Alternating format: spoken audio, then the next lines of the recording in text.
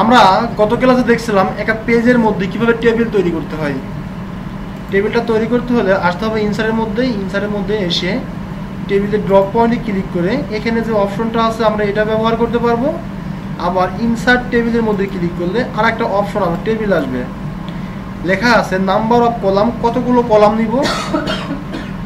তারপর দেওয়া আছে নাম্বার অফ রো, কতগুলো রো নিব। তাহলে এখান থেকে আমরা কিছু কলাম আর কিছু রো এই দুইটা লিখে জাস্ট ওকের উপরে ক্লিক করলে পেজের মধ্যে টেবিল তৈরি হবে। টেবিলের মধ্যে ডিজাইনের কাজটা আমরা গত ক্লাসে সম্পূর্ণ করছি। আজকে দেখব কিভাবে লেআউটের কাজ করতে হয়। লেআউটের মধ্যে ক্লিক করলে লেআউটের অপশন চলে আসবে। ফার্স্টে এখানে দেওয়া আছে রো অ্যান্ড কলাম। কিভাবে একটা টেবিলের মধ্যে রো আর কলাম বৃদ্ধি করা যায়। একটা টেবিল তৈরি করা আছে, ওই টেবিলের মধ্যে আমরা একটা রো বৃদ্ধি করতে পারবো, আবার বাদ দিতে পারবো। যখন বৃদ্ধি করতে হবে তখন ইনসার্ট করতে হবে, আর যখন বাদ দিব তখন ডিলিট করতে হবে। আমি এখানে বোঝার ক্ষেত্রে 1 লিখলাম। 1-এর উপরে কিন্তু আর কোনো রো ফাঁকা নাই। রো মানে হরিজন্টাল আর কলাম মানে ভার্টিক্যাল।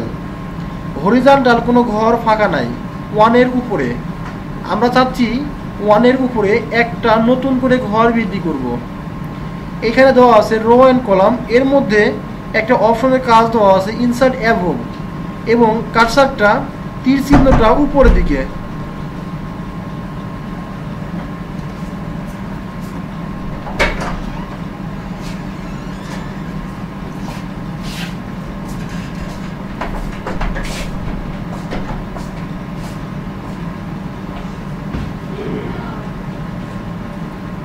এখন যদি আমরা কার্সার যেখানে রাখবো ঠিক তার উপরে একটা কলাম রো তৈরি হবে। কার্সার যেখানে রাখছি তার উপরে একটা রো তৈরি হবে। যেখানে কার্সার রাখবো তার উপরে রো তৈরি হবে। আমরা যদি কার্সারটা এখানে রাখি তাহলে এই ঘরের উপরে একটা ঘর তৈরি হবে, আবার যদি এইখানে রাখি তাহলে এই ঘরের উপরে আর একটা ঘর তৈরি হবে। ইনসার্ট অ্যাবভ, ইনসার্ট অ্যাবভের মধ্যে ক্লিক করি। ক্লিক করলে দেখেন একের উপরে একটা রো তৈরি হয়েছে না। এটা হচ্ছে ইনসার্ট অ্যাবভ, যেখানে কার্সার রাখবো ঠিক তার উপরে একটা রো তৈরি হবে। এবার চলে আসব ইনসার্ট ব্লোর মধ্যে। যেভাবে কার্সারটা উপরে চলে গেছে, নতুন করে একটা ঘর তৈরি হয়েছে, ঠিক নিচের দিকেও কিন্তু আমরা একটা ঘর তৈরি করতে পারবো। যেখানে কার্সার রাখবো ঠিক তার নিচে একটা ঘর তৈরি হবে, ইনসার্ট অ্যাবভ। আর নিচেরটা যেটা আসবে সেটা হচ্ছে ইনসার্ট বিলো। যেখানে কার্সার রাখছি আমরা চাচ্ছি যে 1-এর আর 3-এর মাঝখানে একটা নতুন করে ঘর তৈরি করব। তাহলে যদি আমরা নিচের দিকে আনতে যাই তাহলে 1-এর মধ্যে আমাকে কার্সার রাখতে হবে। 1-এর মধ্যে কার্সার রাখার পর ইনসার্ট বিলোর মধ্যে ক্লিক করলে 1 আর 3-এর মাঝখানে নতুন করে একটা ঘর তৈরি হবে। তারপরে দেওয়া আছে ইনসার্ট লেফট। ইনসার্ট লেফট মানে যেখানে কার্সার রাখবো ঠিক তার বাম সাইডে একটা কলাম তৈরি হবে। ইনসার্ট অ্যাবভ আর ইনসার্ট বিলো এই দুইটার মাধ্যমে আমরা তৈরি করতে পারবো রো। এখন চাচ্ছি যে আমরা কলাম তৈরি করব। কলাম তৈরি করতে হলে দেখেন এখানে কলাম সিলেক্ট করা আছে, এবং কার্সারটা যেখানে রাখবো ঠিক তার বাম পাশে তীর চিহ্নটা বাম পাশে দেওয়া আছে। আমরা চাচ্ছি যে এখানে যে 1 2 3 এই ঘরগুলো লেখা আছে, এই ঘরের বাম পাশে নতুন করে একটা ঘর তৈরি হবে, যে ঘরকে বলা হবে কলাম। তো আমরা ইনসার্ট লেফটের মধ্যে ক্লিক করলে ওই লেখার বাম পাশে একটা কলাম তৈরি হবে। একইভাবে আমরা আবার যদি মনে করি এর ডান পাশে একটা কলাম তৈরি হবে, এখানে লেখা আছে এখানে কিছু লেখা আছে, এই দুইটা লেখার মাঝখানে একটা কলাম তৈরি হবে ঠিক যেখানে কার্সার রাখবো তার ডান পাশে। এটাকে বলা হয় ইনসার্ট রাইট। এখানে কার্সারটা দেওয়া ছিল বাম সাইডে, এবং ইনসার্ট লেফটের মধ্যে ক্লিক করলে বাম সাইডে একটা কলাম তৈরি হয়েছে। কার্সার রাখা আছে ঘরের মধ্যে, ঠিক যদি আমরা ইনসার্ট রাইটের মধ্যে ক্লিক করি এই ঘরের ডান সাইডে একটা ঘর তৈরি হবে, নতুন করে ঘর তৈরি হবে, যাকে বলা হয় কলাম। ইনসার্ট রাইটের মধ্যে ক্লিক করলে যেখানে কার্সার ছিল ঠিক তার ডান পাশে নতুন করে একটা ঘর তৈরি হবে। এখন যদি মনে হয় যে আমরা 1-এর অধিক কলাম তৈরি করব অথবা 1-এর অধিক রো তৈরি করব, যদি আমরা 1-এর অধিক কলাম বা রো তৈরি করতে চাই তাহলে দেখেন আমি এখানে রোটা সিলেক্ট করলাম 1-এর অধিক, একের অধিক রো সিলেক্ট করে জাস্ট কোথায় আমরা বৃদ্ধি করতে চাই, নিচের দিকে আনবো না উপর দিকে আনবো। যদি নিচের দিকে আনতে চাই তাহলে ইনসার্ট বিলো। দেখেন নিচে অনেকগুলো ঘর বৃদ্ধি পাইছে। ঠিক একইভাবে যদি আমরা আবার মনে করি এটার উপরে ঘর বৃদ্ধি পাবে তাহলে ইনসার্ট অ্যাবভ, তাহলে এর উপরে ঘর বৃদ্ধি পাবে। এভাবে আমরা একের অধিক ঘর বৃদ্ধি করতে পারবো। সিঙ্গেল ঘর বৃদ্ধি করতে হলে আমাকে আর সিলেক্ট করতে হবে না।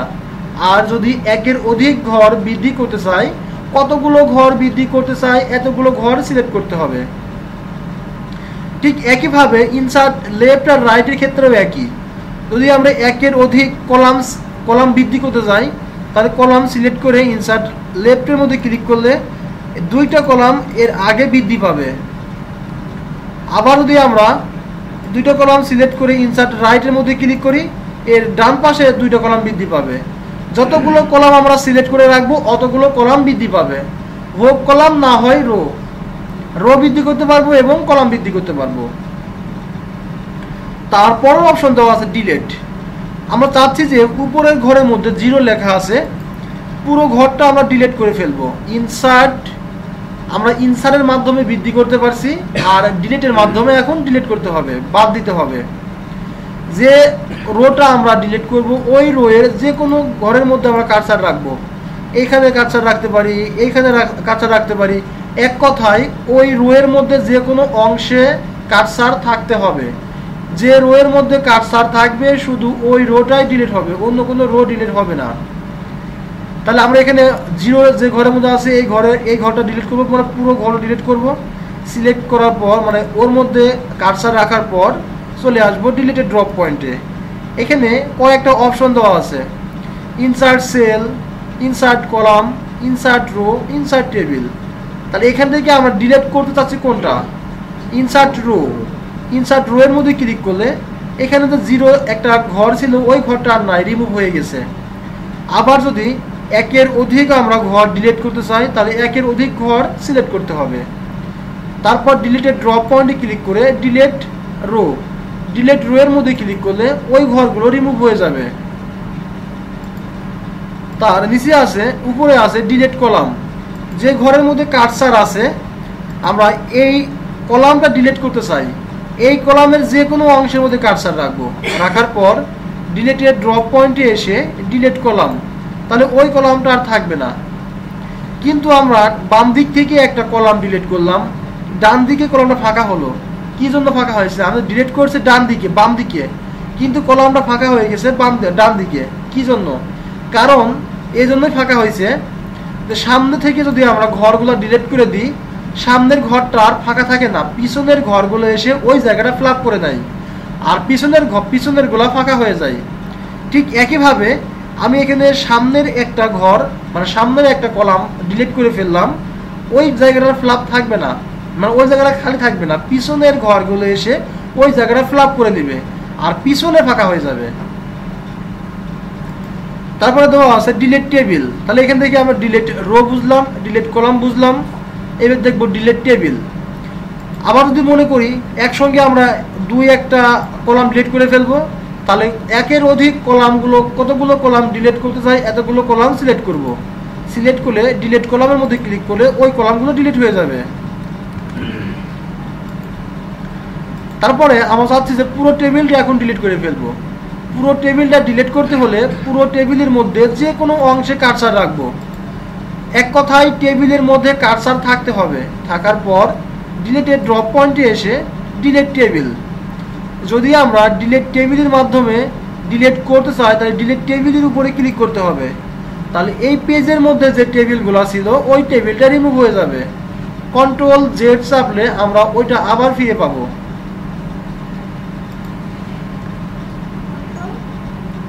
তারপরে আমরা চাচ্ছি যে এখান থেকে আমরা নতুন করে আমরা দেখেন এখানে তো আছে ডিলিট সেল। ডিলিট সেল মানে কি, ডিলিট সেল মানে দেখেন যে এখানে 3 লেখা আছে, এটা কিন্তু একটা সার্কেল দ্বারা বৃত্ত দিয়ে ভরাট, যেটা এখন সিলেক্ট অবস্থায় আছে। এই রকমের 4 কোণ আছে, প্রত্যেকটা ঘরকে বলা হয় সেল। এই একটা সেল মানে একটা ঘর, লম্বালম্বি কয়েকটা ঘর মিলে একটা কলাম তৈরি হয়। লম্বালম্বি মানে হরিজন্টাল কয়েকটা ঘর মিলিয়ে একটা কলাম তৈরি হয়। আবার যদি আমরা কলাম কলামের দিকে আসি, রোয়ের দিকে আসি, তাহলে এখান থেকে কয়েকটা ঘর মিলে একটা রো তৈরি হবে। আবার নিচের দিকে আসলে কয়েকটা ঘর মিলে একটা কলাম তৈরি হবে। যেভাবে আমরা মাইক্রোসফট ওয়ার্ডে দেখি কয়েকটা ক্যারেক্টার মিলিয়ে একটা ওয়ার্ড তৈরি হয়, কয়েকটা ওয়ার্ড মিলিয়ে একটা সেন্টেন্স তৈরি হয়, কয়েকটা সেন্টেন্স মিলিয়ে কয়েকটা লাইন তৈরি হয়। ঠিক এখানেও একই রকমের কয়েকটা ঘর যদি নিচের দিকে আসে তাহলে এটা কলাম তৈরি হবে। আবার ঠিক এই কয়েকটা ঘর যদি হরিজন্টাল হয়, তাহলে এটাকে বলা হবে রো। তাহলে কয়েকটা ঘর মিলে একটা রো তৈরি হবে, আবার নিচের দিকে কয়েকটা ঘর মিলে একটা কলাম তৈরি হবে। আমরা চাচ্ছি যে এই টেবিলের মধ্যে ডান দিকে কোনো কলাম নাই, ডান দিকে আমরা নতুন করে একটা মাত্র ঘর বৃদ্ধি করব, জাস্ট অনলি ওয়ান সেল। আমরা একটা ঘর বৃদ্ধি করব। যে কোনো একটা ঘর বৃদ্ধি করতে হলে এখানে কিন্তু ওই অপশনটা নাই, একটা ঘর বৃদ্ধি করার কোনো অপশন নাই, কিন্তু ডিলিটের মধ্যে এসে একটা ঘর ডিলিট করার অপশনটা আছে। আমরা চাচ্ছি যে একটা ঘর আমরা এখান থেকে বৃদ্ধি করব।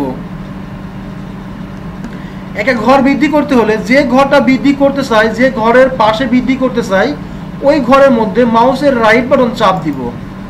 আমরা চাচ্ছি যে এখানে মাউস কার্সার রাখা আছে, এই ঘরের সোজা ডান দিকে একটা ঘর বৃদ্ধি পাবে। তাহলে এই ঘরের মধ্যে মাউসের রাইট বাটন চাপ দিব। চাপ দেওয়ার পর চলে আসবো ইনসার্টের মধ্যে। ইনসার্টের মধ্যে আসার পর দেখেন ডান দিকে দেওয়া আছে ইনসার্ট রো অ্যাবোভ বিলো, যেটা আমরা যে এখানে পাইছি ঠিক এই কাজটাই আমরা এখানে পাবো। এখানে একদম নিচের অপশন দেওয়া আছে ইনসার্ট সেল মানে জাস্ট অনলি ওয়ান ঘর বৃদ্ধি করার জন্য। আমরা ঘরটা কোথায় বৃদ্ধি করতে চাই, ডান দিকে। তাহলে আমরা রাইট সিলেক্ট করব। সিলেক্ট করার পর জাস্ট ওকের উপরে ক্লিক করব, অথবা কিবোর্ড থেকে ইন্টারের উপরে চাপ দিলে এর ডান দিকে নতুন করে একটা ঘর বৃদ্ধি পাবে। শুধু একটা ঘর বৃদ্ধি পাবে, অন্য কিছু কিন্তু আর বৃদ্ধি পাবে না। এটা কিন্তু কলামের মধ্যে পড়ে না, এক কথায় এটা রো এর মধ্যে পড়ে, কারণ রো এর সাথে সম্পৃক্ত, কলাম কিন্তু হবে না। এটা কিন্তু আমরা এক্সট্রা তৈরি করে নিলাম। আবার যদি মনে করি এই ঘরটা আমরা এক্সট্রা ডিলিট করে দিব, তাহলে ঠিক একইভাবে আমরা এই ঘরের মধ্যে যে ঘরটা ডিলিট করতে চাই ওই ঘরের মধ্যে কার্সার রাখবো। রাখার পর ডিলিটেড ড্রপ পয়েন্টে এসে এখানে দেওয়া আছে ডিলিট সেলের উপরে ক্লিক করব।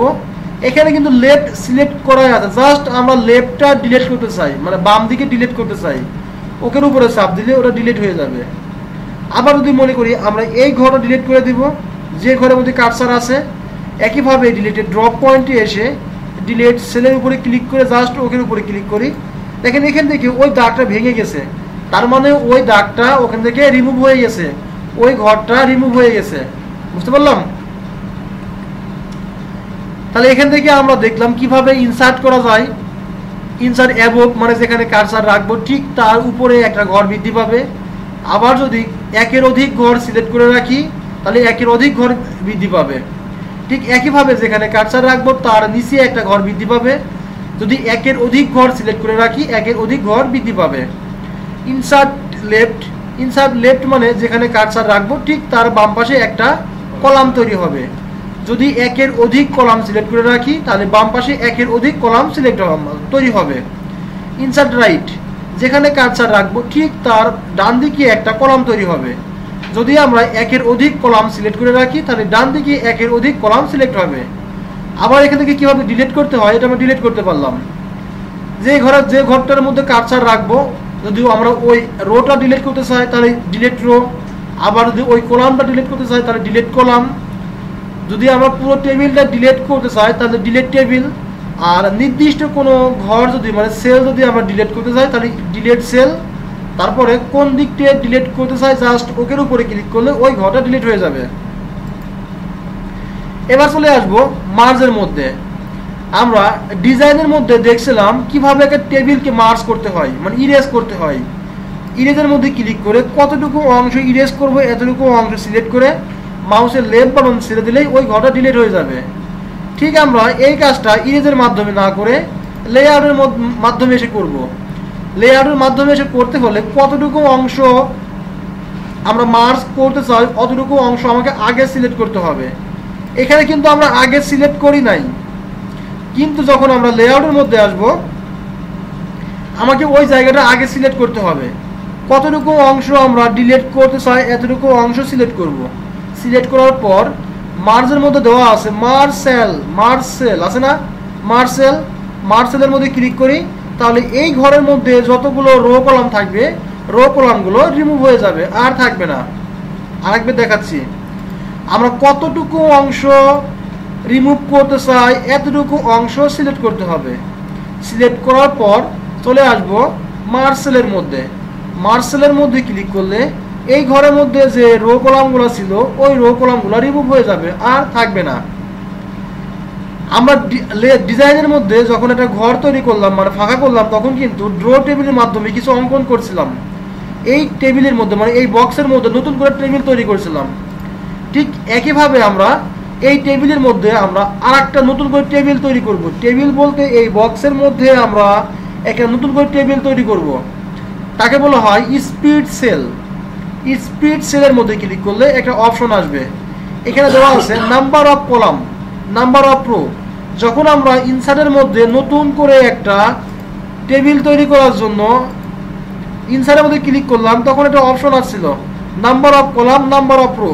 ঠিক এই অপশনটা আমরা পাবো লেআউটের মধ্যে এসে স্পিড সেলের মধ্যে ক্লিক করলে একটা অপশন আসবে কতগুলো কলাম নিব এবং কতগুলো রো নিব। যে বক্সটা আমরা ফাঁকা করে রাখছি এই বক্সের মধ্যে নতুন করে একটা টেবিল তৈরি করব। এই টেবিল করার জন্য কতগুলো কলাম নিব আর কতগুলো রো নিব এটা আমাকে দেখতে হবে।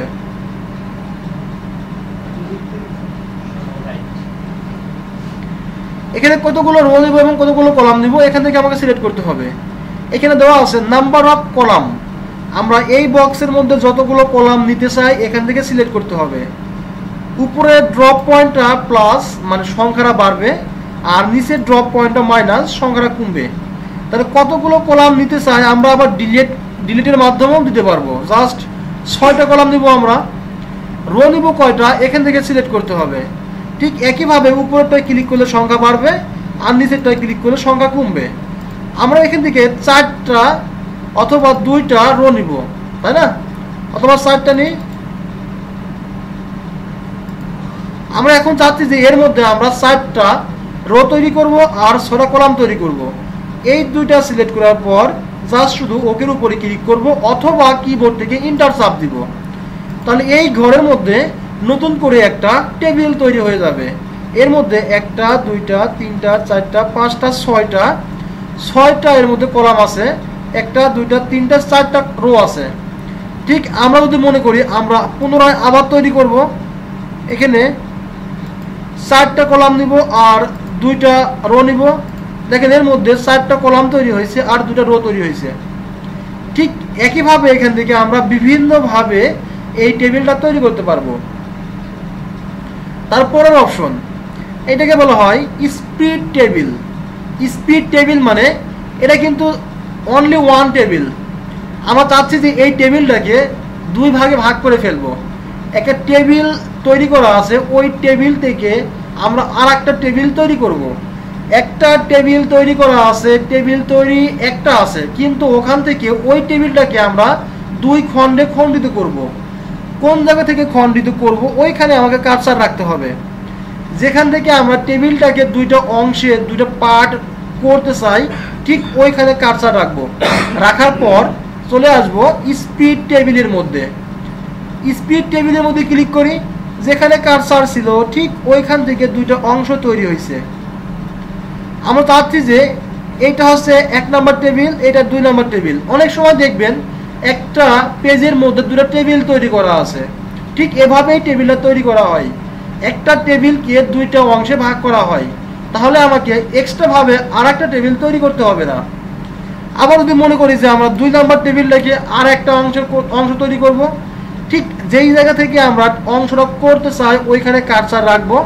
কার্সার রেখে লেআউটের মধ্যে এসে স্পিড টেবিল, ঠিক ওইখান থেকে আর একটা অংশ তৈরি হবে, ভাগ হয়ে যাবে। কন্ট্রোল জেড চাপলে আমরা আবার ওই ভাগগুলো আবার অ্যাডজাস্ট করতে পারবো, মানে এক টেবিলের মধ্যে আনতে পারবো। এবার চলে আসবো পরবর্তী,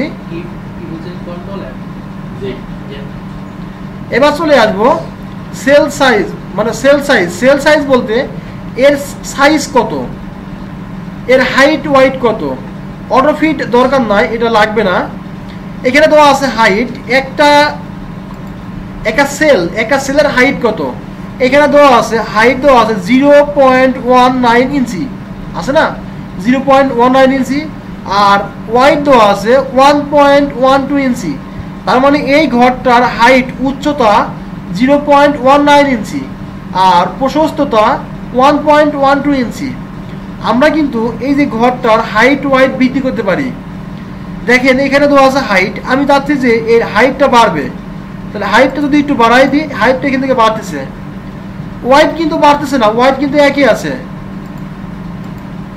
আমরা যদি মনে করি এবার ওয়াইড বাড়বে, ওয়াইডের এখানে ক্লিক করলে ওয়াইডটা বাড়বে, হাইট কিন্তু বাড়ি নাই, হাইট কিন্তু ঠিকই আছে। আবার যদি মনে করি এখানে হাইট ওয়াইড যায় থাক, এখান থেকে আমরা বৃদ্ধি না করে আমরা এখান থেকে বৃদ্ধি করতে পারি। এই যে দাগগুলো আছে, দাগের মধ্যে যদি আমরা মাউস পয়েন্ট নিই, দুই দিকে প্লাস আকার ধারণ করে, মানে উপরে একটা তীর চিহ্ন, নিচের দিকে একটা তীর চিহ্ন। এই অবস্থায় মাউসের লেফট বাটন চেপে ধরে ডান দিকে যদি আমরা মুভ করি, তাহলে এই ঘরটা মানে ওয়াইডটা বড় হবে। আবার যদি আমরা এই দাগের মধ্যে মাউস পয়েন্ট নিয়ে লেফট বাটন চেপে ধরে বাম দিকে মুভ করি, তাহলে এর ওয়াইডটা কমবে। ঠিক একইভাবে হাইটটা আমরা বাড়াতে পারবো, কমাতে পারবো। দাগের মধ্যে মাউস পয়েন্ট নিয়ে নিচের দিকে ক্লিক করে দেখেন এর হাইটটা বেড়ে গেছে। আবার যদি আমরা উপরের দিকে তুলি, তাহলে হাইটটা কমে যাবে। আবার এই কাজটা আমরা এখান থেকে বানাতে পারবো, আবার কমাতে পারবো। এখান থেকে আমরা সেল সাইজের মধ্যে কোনটা বৃদ্ধি করতেছে, মানে কোনটার মধ্যে কাজ করতেছে, এখানে সেটা নির্দেশনা দিচ্ছে। এটা হচ্ছে আমরা রো এর মধ্যে কাজ করব, আর এটা হচ্ছে কলামের মধ্যে কাজ করব। যখন আমরা এর ওয়াইডটা বাড়াবো, তখন কিন্তু এটা কলামের মধ্যে কাজ হবে। আবার যখন আমরা ওয়াইডটা কমাই দিব, তখন কিন্তু কলামের মধ্যে কাজ হবে। যখন আমরা এই হাইটটা বাড়াবো আর কমাবো, তখন কিন্তু শুধু একটা রো এর মধ্যে কাজ হবে। একটা রো, এটা রো না, আমরা তো এটা রো নিয়ে কাজ করতেছি। আবার যখন এখান থেকে বৃদ্ধি করব, তখন পুরো কলাম নিয়ে কাজ করতেছি। এই জন্য এখান থেকে নির্দেশনা দিচ্ছে যে আপনি কাজ করবেন কিসের মধ্যে, রো এর মধ্যে না কলামের মধ্যে। আমরা এই ঘরের মধ্যে যে টেবিলটা তৈরি করলাম, ওইটা আমরা আবার রিমুভ করলাম। রিমুভ করে চলে আসবো অ্যালাইনমেন্টের মধ্যে। অ্যালাইনমেন্টের মধ্যে আমরা এখানে লিখবো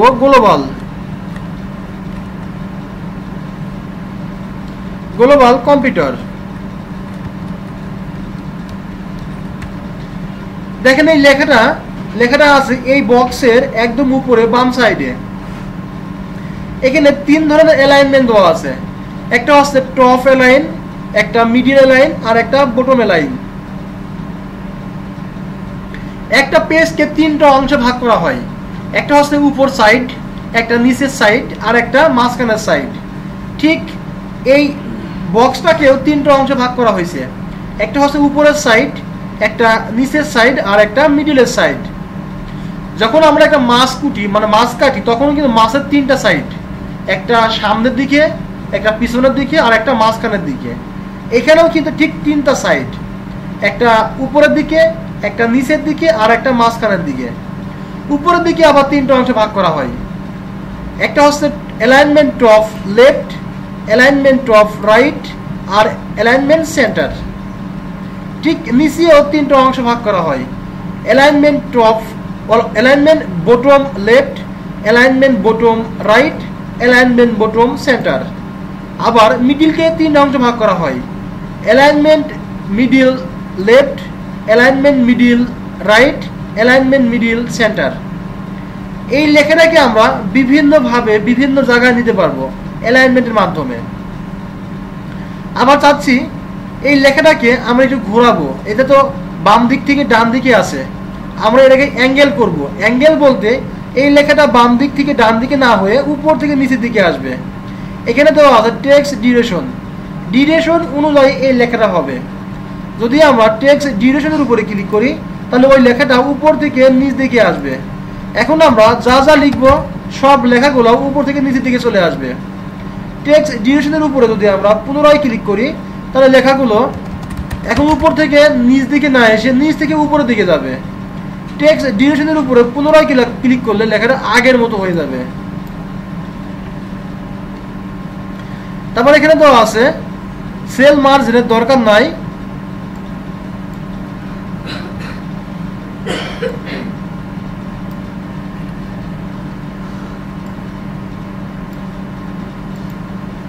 আমরা এখান থেকে কিছু রো ডিলিট করে দিলাম, কারণ ওই রো গুলো থাকলে আমরা পরবর্তী অপশনে কাজ করতে পারবো না। আমরা এখান থেকে বলছিলাম শর্টিং, হোমের মধ্যে ছিল শর্টিং, বলছিলাম যে এই কাজটা আমরা আসবো ইনসার্টের মধ্যে, ইনসার্ট মেনুর মধ্যে আমরা শর্টিং দেখব। দেখেন ইনসার্টের মধ্যে কিন্তু শর্টিং দেওয়া আছে, শর্ট, এখানে যে শর্ট লেখা আছে এখানেও কিন্তু একইভাবে শর্ট লেখা আছে A to Z, লেয়ারের মধ্যে লেখা আছে A to Z। আমরা এখন শর্টিং দেখব কিভাবে শর্ট করতে হয়। আমরা এই ঘরের মধ্যে কিছু সংখ্যা এলোমেলো লিখব, যেমন এখানে লিখব 0, 0 পরে লিখব 3, তারপরে 6, তারপরে 9, তারপরে 1, 5, 2, 3, 8, 10, এভাবে কিছু লেখা আছে না। এইগুলা কিন্তু এর সিরিয়ালটা কিন্তু এলোমেলো, সিরিয়ালটা কোনো মিল নাই। আমরা চাচ্ছি যে এই সিরিয়ালটা আমরা এখন মিল করাবো। আপ টু লেভেল মানে আপার বটম, সরি এটা হচ্ছে upper level to low level, আবার low level to upper level. তার মানে বড় থেকে ছোটোর দিকে আমরা কোনো ক্রম অনুসারে সাজাবো, অথবা ছোট থেকে বড় দিকে ক্রম অনুসারে সাজাবো। যেমনটা আমাদেরকে অনেক সময় বলা হয় যে ক্রম অনুসারে সাজাও। যখন আমরা টেবিল তৈরি করবো, টেবিলের মধ্যে অনেক সময় কিন্তু আমাদের ক্রমিক নাম্বারটা দিতে অনেক সময় ভুল হয়ে যায়, এলোমেলো হয়ে যায়। কিন্তু ওরা কি করি, আমরা আবার মুছে আবার পুনরায় আমরা ক্রমিক সংখ্যাটা দিয়ে দিই। কিন্তু যদি ক্রমিক সংখ্যাটা ভুল হয়ে যায় আমাদেরকে আর রিমুভ করতে হবে না, জাস্ট ক্রমিক সংখ্যার ঘরটা কিন্তু ছোট হয়, তাই না, এরকমের হয়। ঘরটা আমরা সিলেক্ট করব যতটুকু অংশের মধ্যে আমরা এই কাজটা করতে চাই, অথবা ক্রমিক সংখ্যাটা পুরো ঘরটাই সিলেক্ট করব। পুরো ঘরটা সিলেক্ট করলে কি হবে, পুরো ঘরের মধ্যে নাম্বারটা চেঞ্জ হয়ে যাবে। এখন চলে আসবো শর্টের মধ্যে। এখানে দেওয়া আছে অ্যাসেন্ডিং। অ্যাসেন্ডিং বলতে এটা ছোট থেকে বড় দিকে আসবে, আর এখানে দেওয়া আছে ডিসেন্ডিং। ডিসেন্ডিং বলতে বড় থেকে ছোট দিকে আসবে। এখানে ডিসেন্ডিং সিলেক্ট করি, সিলেক্ট করার পর জাস্ট আমরা ওকের উপরে ক্লিক করব। তাহলে দেখেন 10 ছিল নিচের দিকে, কিন্তু 10টা চলে গেছে উপরের দিকে। এখানে 10, 9, 8, 7 কিন্তু নাই, 6, 5, 3, আবার 3, 2, 1, 0, মানে যে সংখ্যাগুলো ডাবল আছে ওইগুলা কিন্তু সিরিয়াল বাই সিরিয়াল চলে যাচ্ছে। যেগুলা সংখ্যা আমরা ওখানে লিখি নাই সেগুলো কিন্তু নাই। আবার যদি মনে করি এই নাম্বারটা আমরা কি করব, অ্যাসেন্ডিং করব, তাহলে আমরা আবার শর্টের মধ্যে আসব। এখান থেকে না করে যদি আমরা হোমের মধ্যে এসে এখান থেকে করি তবুও কিন্তু করতে পারবো। অ্যাসেন্ডিং করে ওকের উপরে চাপ দিলে আবার লো লেভেলটা আপার লেভেল হবে, ডিসেন্ডিং করলে আপার লেভেল থেকে লো লেভেল হবে, আর অ্যাসেন্ডিং করলে লো লেভেল থেকে আপার লেভেল হবে। যেমনটা অনেক সময় দেখবেন ডিকশনারিতে লেখা আছে, অথবা মোবাইল ফোনে যখন আমরা নাম্বারগুলো সেভ করি তখন কিন্তু বিভিন্ন সময় মানে বিভিন্ন নামে সেভ করা হয়। এক সময় দেখবেন যখন আপনার নাম্বারটা বের করতে যাবেন তখন কিন্তু ওটা সিরিয়াল বাই সিরিয়াল নিয়ে নিচ্ছে, তার মানে এর সাইড একদিক, এরপরে আবার বির সাইড একদিক, এভাবে পর্যায়ক্রমে আছে। আবার যখন আপনি ইংরেজি ডিকশনারি দেখবেন ওর মধ্যে দেখবেন যে যেগুলা যেগুলা এর ক্যাটাগরি মানে এ দিয়ে শুরু হয়েছে ওগুলা কিন্তু একদিকে, এরপরে আবার বি সিরিয়াল, আবার বি শেষ না হলে কিন্তু সি আসবে না। এভাবে পার্ট টু পার্ট করা, ঠিক এটাও কিন্তু আমরা পার্ট টু পার্ট করতে পারি অ্যাসেন্ডিং আর ডিসেন্ডিং এর মাধ্যমে। আর একটা অপশন দেখব যেটা আমরা এখানে লিখব আর্মিনা, ARMINA, আর্মিনা। আর্মিনার পর লিখব ফাহিম, তারপরে লিখব তমাল, তারপর লিখব জাকির,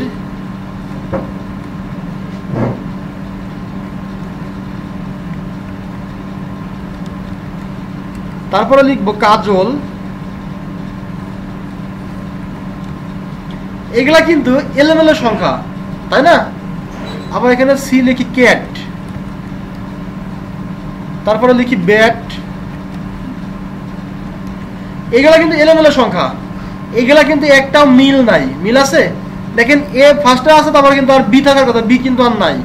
আমরা এখন চাচ্ছি যে এই সংখ্যাগুলোকে বা এই যে নামগুলো লিখলাম, এই নামগুলোকে আমরা সিরিয়াল বাই সাজাবো।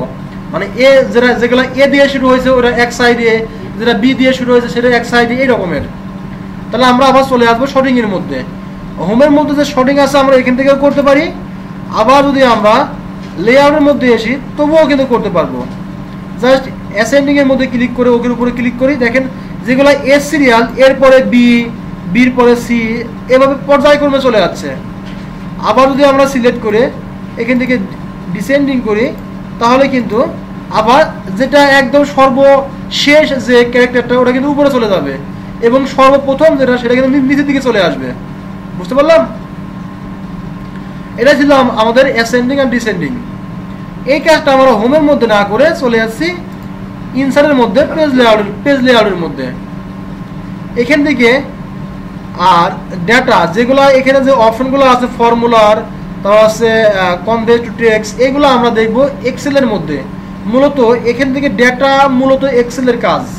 এক্সেলের মধ্যে কিন্তু আমরা শর্টিংও করতে পারবো, এইগুলো কিন্তু আমরা এক্সেলও করতে পারবো। আর ফর্মুলার মূলত একটা সূত্র কিন্তু ওয়ার্ডের মধ্যে কোনো কাজ না, সূত্রের কাজটা এক্সেলের মধ্যে এসে, আমরা এক্সেলের মধ্যে এসে বাদ বাকি অপশনটা দেখব। তাহলে এখান থেকে আমরা জাস্ট শুধু একটা টেবিল তৈরি করলাম। টেবিলের মধ্যে টেবিল তৈরি করার পর দুটো পার্ট তৈরি হয়েছে। একটা পার্ট তৈরি হয়েছে ডিজাইন, কিভাবে আমরা ডিজাইনের কাজটা করতে হয় এটা দেখতে পাচ্ছি। ডিজাইনের পরে চলে আসলাম লেআউটের মধ্যে, আমরা লেআউটের কাজটাও দেখতে পারলাম। তাহলে একটা টেবিল তৈরি করলে আমরা কিন্তু ইনসার্টের মধ্যে দুটো ক্লাস শুধু টেবিল নিয়েই আলোচনা করলাম। এখনো কিন্তু অনেকগুলো অপশন পড়ে আছে। জাস্ট একটা টেবিল তৈরি করলে এই দুটো অপশনের কাজ করতে হবে। আস্তে আস্তে আমরা কিন্তু আরো গভীরে প্রবেশ করতেছি। বুঝতে পারলাম?